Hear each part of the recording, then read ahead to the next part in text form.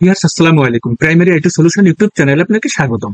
তো আজকে চলে আসলাম উপবৃত্তির আরেকটি গুরুত্বপূর্ণ বিষয় নিয়ে। অনেকেই আমাকে প্রশ্ন করতেছেন যে আমি যে সকল শিক্ষার্থীকে নতুন এন্ট্রি দিয়েছি সে সকল শিক্ষার্থীকে কিভাবে আবার সংশোধন করা যায় বা আপডেট করা যায় বা এডিট করা যায়। তো এখানে আপনাদেরকে একটা জিনিস বলে নেওয়া ভালো, আপনারা যারা নতুন শিক্ষার্থী এন্ট্রি দিয়েছেন সেই সকল নতুন শিক্ষার্থী কিন্তু শিক্ষার্থীর আপডেট অপশনে জমা হবে।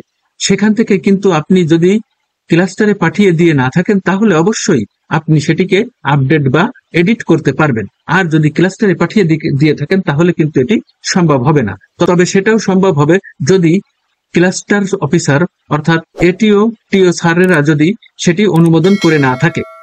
আর তারা যদি অনুমোদন করে থাকে তাহলে আর এখন এডিট করা সম্ভব হবে না। আর এটিও টিওরা যদি এটি সংশোধন করে না থাকে তাদের কাছ থেকে যোগাযোগ করে ফেরত আনতে হবে, এনে তারপরে সংশোধন করবেন। তো এই সংশোধনের বিষয়টি কিভাবে করবেন, কোথায় আছে, কোন অপশনে আছে, এ বিষয়ে আমাকে অনেকে প্রশ্ন করছেন। তাদের জন্য এই বিষয়টি আমি দেখিয়ে দিচ্ছি। তো প্রথমে চলে আসতে হবে আপনাদের উপবৃত্তি পোর্টালে। উপবৃত্তি পোর্টালে আসার পরে আপনাদেরকে যে বিষয়টি করতে হবে সেটি হলো এই যে দেখুন ড্যাশবোর্ড, তার নিচে আছে প্রাথমিক নির্বাচন। এই প্রাথমিক নির্বাচনের উপরে ক্লিক করে দিতে হবে। এখানে 4টি অপশন আছে, আপনাদেরকে দ্বিতীয় অপশনটি বেছে নিতে হবে, যে শিক্ষার্থীর তথ্য আপডেট, এই অপশনটিকে বেছে নিতে হবে। তো আমি শিক্ষার্থীর তথ্য আপডেটের উপর ক্লিক করে দিলাম। ক্লিক করে দেওয়ার পরে দেখুন আমার বিদ্যালয়ে যে সকল শিক্ষার্থীকে আমি এ পর্যন্ত নতুন এন্ট্রি দিয়েছি সে সকল শিক্ষার্থী কিন্তু এখানে দেখাচ্ছে। আপনার বিদ্যালয়ে আপনি যে কয়জন আপনি নতুন এন্ট্রি দিবেন সেগুলো কিন্তু এখানে দেখাবে। তো আমার বিদ্যালয়ে দেখুন আমি 31 জন, এই যে এখানে দেখাচ্ছে 31 জনকে আমি এন্ট্রি দিয়েছি, সেই 31 জন এখানে দেখাচ্ছে। আর আপনার বিদ্যালয়ে যে কয়জন সে কয়জন দেখাবে যদি আপনি ক্লাস্টারে প্রেরণ করে না থাকেন। ক্লাস্টারে প্রেরণ করা হলে এখানে কিন্তু আর তথ্য দেখাবে না।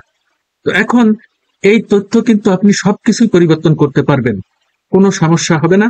সেক্ষেত্রে আপনাদেরকে এইখানে যে সকল শিক্ষার্থীর তথ্য সমস্যা রয়ে গেছে সেই সকল শিক্ষার্থীর ডান দিকে দেখুন এই যে কলমের মতো একটা আইকন দেখা যাচ্ছে, এই কলমের মতো আইকনের উপর ক্লিক করে দিতে হবে। তো আমি এখানে প্রথমটি করে দেখাচ্ছি, এই প্রথমটির কলমের মতো আইকনের উপর ক্লিক করে দিলাম। দেওয়ার পরে দেখুন আমরা নতুন এন্ট্রি দেওয়ার সময় যে ছকটি বা যে পেজটি ওপেন হয় সেই পেজটি কিন্তু এখানে দেখাচ্ছে। সমস্ত তথ্য এখানে চলে এসেছে। এখান থেকে আপনি সম্পূর্ণ তথ্য আপনার চেঞ্জ করে দিতে পারবেন। যদি ভাই বোনের সংখ্যা ভুল হয়ে থাকে তাহলে এখানে ভাই বোনের সংখ্যা পরিবর্তন করতে পারবেন, ধর্ম, জেন্ডার, তারপরে জন্মস্থান, এক কথায় সমস্ত কিছু এখান থেকে পরিবর্তন করা যাবে যদি আপনি এগুলো করতে চান। তো এরপরে নিচের দিকে আসুন, এই যে অনেক ক্ষেত্রে এই যে ক্লাস ঠিকানা এগুলো সমস্যা হয়ে থাকে, সেক্ষেত্রে নিচের দিকে এসে এই যে ক্লাস যদি পরিবর্তন করতে চান এখানে দেখুন এটা প্রাথমিক আছে, আমি যদি এটাকে প্রথম দিতে চাই যে প্রথম দিয়ে দিলাম, এরকম দিয়ে দিতে পারবেন, কোনো সমস্যা হবে না। তো আমার এটা পরিবর্তন করার দরকার নেই, আপনাদের শুধু দেখানোর জন্য আমি এটি করতেছি। তো আমি আবার ব্যাকে আসলাম। তারপরে রোল নাম্বার পরিবর্তন হতে পারে, সেক্ষেত্রে রোল নাম্বার এখানে পরিবর্তন করতে পারবেন।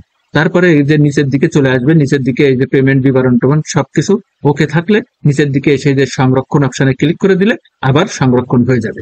এটি ছিল মূলত সংশোধন পদ্ধতি। এভাবে আপনি নতুন করে আবার সংশোধন করে ক্লাস্টারে পাঠাতে পারবেন। তো বিষয়টি খুবই সহজ বিষয়টি। তারপরেও অনেকে আমাকে জিজ্ঞেস করেছেন বা অনেকে জানতে চেয়েছেন এটি কিভাবে করা যায়। তো তাদের জন্য এই ভিডিওটি। তো সবাইকে অসংখ্য ধন্যবাদ ভিডিওটি দেখার জন্য। ভিডিওটি দেখে যদি উপকৃত হয়ে থাকেন তাহলে অবশ্যই এই চ্যানেলের পাশে থাকবেন আর ভিডিওটি শেয়ার করে সবাইকে দেখার সুযোগ করে দিবেন। পরিশেষে সবার সুস্বাস্থ্য ও মঙ্গল কামনা করে আজকের মতো এখানে শেষ করছি। আল্লাহ হাফেজ।